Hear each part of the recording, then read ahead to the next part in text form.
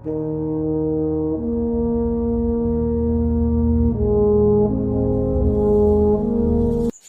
दोस्तों आज के जो अपना टॉपिक था रेशनल नंबर, जैसे पिछला जो वीडियो था उसमें हमने पार्ट 1 और पार्ट 1 था रेशनल नंबर के बारे में हमने बताया था, और पार्ट 2 जो था उसमें कुछ उसके प्रगुण थे, जो पूर्णांक और परिमेय संख्या में क्या डिफरेंस होती है, इसलिए सारा बताया था।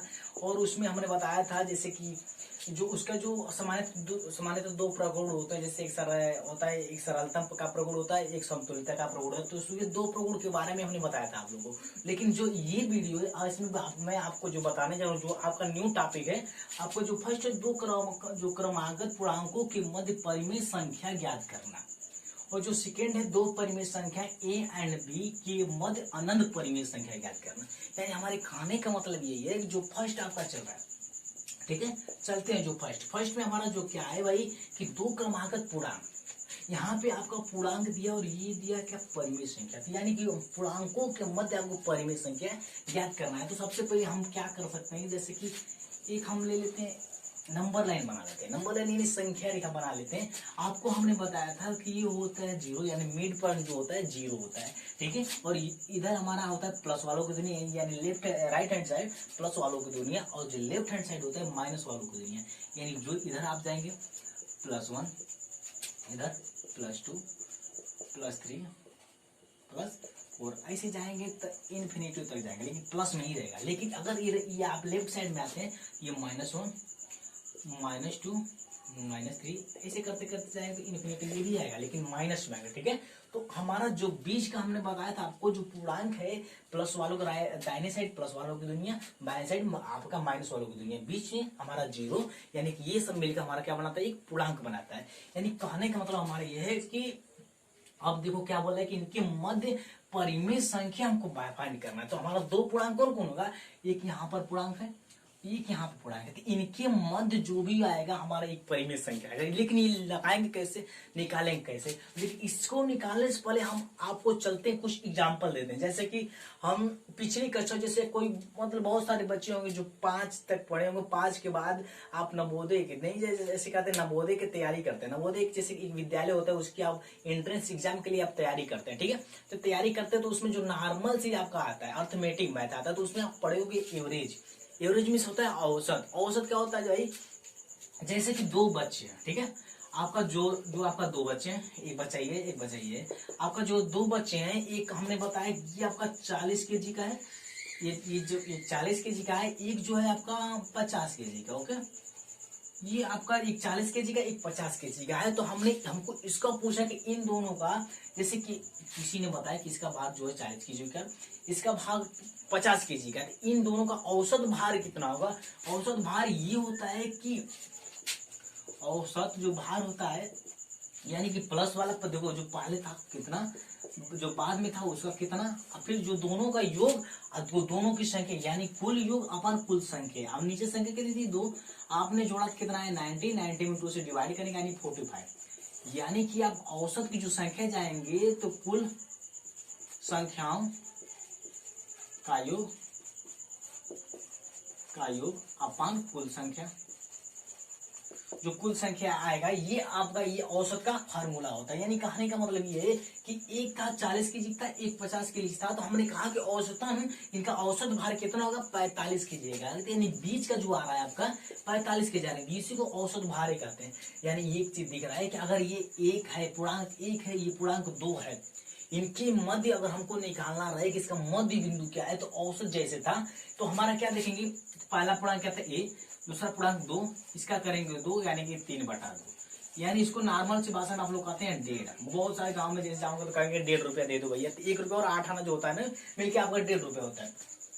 यानी कहने का मतलब ये है कि अगर इसका सूत्र अगर पूछना चाहे तो मध्य बिंदु, जो मध्य बिंदु होता है, मध्य बिंदु का अगर सूत्र हम लिखना चाहे आपको, तो मध्य बिंदु का सूत्र क्या होता है भाई कि आपको मध्य बिंदु का सूत्र होता है a + b/2। और यहाँ पे आप यहाँ पे लिख सकते हो कि जहां a और b क्या है भाई, पूर्णांक है, समझ गए। यानी ए और बी क्या है पूर्णांक है, इनका अगर निकाले तो आंसर क्या है 3/2, यानी कि इनके मध्य जो आएगा यहाँ पे 3/2 आएगा, जो कि इसका मध्य बिंदु आ गया। तो हम यहाँ पे लिख सकते हैं कि दो क्रमागत पूर्णांक मध्य परिमेय के साथ ज्ञात करने का सूत्र क्या होगा भैया, a+b/2। इसको आप याद करिए, इसी के थ्रू हम निकालेंगे दूसरी भी संख्या, ठीक है। तो इसको दोस्तों हमने कुछ देर पहले ही पढ़ा था कि दो क्रमागत पूर्णांकों के मध्य परिमेय संख्या ज्ञात करने का तरीका। इसका सूत्र भी हमने बताया था कि a+b/2 होता है। a+b/2 के थ्रू कैसे हम इसका मध्य बिंदु, कोई भी आपका पूर्णांक आएगा उसका मध्य बिंदु कैसे हम फाइंड करेंगे। तो हम चलते हैं सेकेंड पे, दो परिमेय संख्या a एंड b है, तो उसके बाद अनंत परिमेय संख्या कैसे फाइंड करेंगे भाई। तो हमारा एक चीज ध्यान दीजिए कि हमने यही था संख्या रेखा यही है कि इसकी इधर हमारा प्लस वाले उतने माइनस वाले उतने बीच में 0, तो ये हमारा क्या आ गया संख्या रेखा पर आ गया। अब हमने कुछ देर पहले ही आप लोगों को बताया कि 1 और 2 इनके मध्य बिंदु जो निकालेंगे तो आपका आएगा 3/2, यानी कि ये आपका 3/2। अब 3/2 तो हमारा परिमेय संख्या, 2 भी हमारा परिमेय संख्या है। सारे पूर्णांक परिमेय संख्या होते हैं, हमने बताया था, क्योंकि जो 2 होगा 2 को 2/1 लिखेंगे और जो 2/1 होगा p/q के रूप में है और q ≠ 0 भी है, इस कारण हमारा क्या 2 हमारा क्या होगा परिमेय संख्या। तो अब चलते हैं 3/2 और 2 के बीच हम देखो अब मध्य बिंदु निकालेंगे, ठीक है। और दूसरा जो मध्य बिंदु होगा हमारा 3/2 + 2, अब इनका निकालेंगे। लेकिन एक चीज ध्यान, हमारा एक चीज ध्यान दिए कि यहाँ पे a = 3/2 है और b बराबर क्या है जी 2 है, ठीक है। ठीक है, हमारा a = 3/2 और b = 3/2। अब हम इस फार्मूला को अगर रखते हैं तो हमारा नीचे भी तो 2 होगा, क्योंकि अब यहाँ पे ध्यान दीजिए, इसको 1 रखेंगे तो अब जानते बहुत सारे बच्चे जैसे कि मीनों का जोड़ पढ़े हो गया कि आप क्रॉस मल्टीप्लाई कर दीजिए, लॉसा लेकर निकालिए तो आप ऐसे निकालेंगे 3 होगा, अब प्लस इसका इधर मल्टीप्लाई तो हमारा 4 होगा, नीचे का नीचे ये तो है ही। अब इसके नीचे अगर भिन्न का भिन्न मारते हैं तो ये आपका इसके साथ गुणा, ये इसके साथ गुणा होगा, तो ये हमारा 7 × 1 और 2 × 2, आंसर क्या है जी 7/4। अब एक चीज ध्यान दीजिए, जो 7/4 आया है यानी कि 7/4 आया है, किसके किसके मध्य आया जी, ये जो 3/2 है और यहाँ पे जो 2 है इनके मध्य जो आया है ये हमारा क्या होगा जी 7/4 होगा, ठीक है। तो अब चलते हैं सेकंड पर। अगर ऐसे ही हम सेकंड निकालते हैं, अगर हम 1 और 3/2 के मध्य अगर कोई निकालते हैं तो कैसे निकालेंगे। तो हमारा देखिए हम फिर कोई दूसरा लेते हैं, x2 लेते हैं, ठीक है। तो अगर हम निकालना चाहें तो हमारा क्या होगा जी 1 + 3/2। अब यहाँ पे e बराबर क्या होगा जी 1, b बराबर कितना होगा जी 3/2, ठीक है। तो अब अगर निकालना चाहे तो इसको एक ही रहेगा। अब देखो 2 + 3/2 सही है।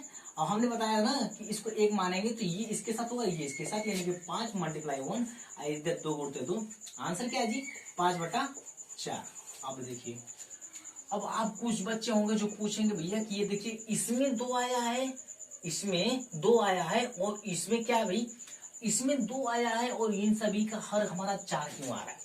क्वेश्चन बहुत सारे बच्चों के पास क्वेश्चन यही होगा। एक चीज ध्यान दीजिए, इस 4 का मतलब यही हुआ हर जितना ही रहता है उसको उतने में बांटा जाता है। जैसे कि यहां से ये हमारा, यदि अगर हम मान कर चलते हैं, ठीक है, मान कर चलते हैं कोई आदमी है जिसके पास 4 बच्चे हैं, वो अपनी प्रॉपर्टी को चारों के बीच बांटना चाहता है, तो ये जो होगा एक भाग होगा, ये दूसरा भाग होगा, ये तीसरा भाग, ये चौथा भाग। लेकिन यहाँ पे ध्यान दीजिए, हमने 1 के बाद गया ना तो 1 है और 1 में हमने 1/4 जोड़ा तो क्या होगा भाई 5/4 होगा।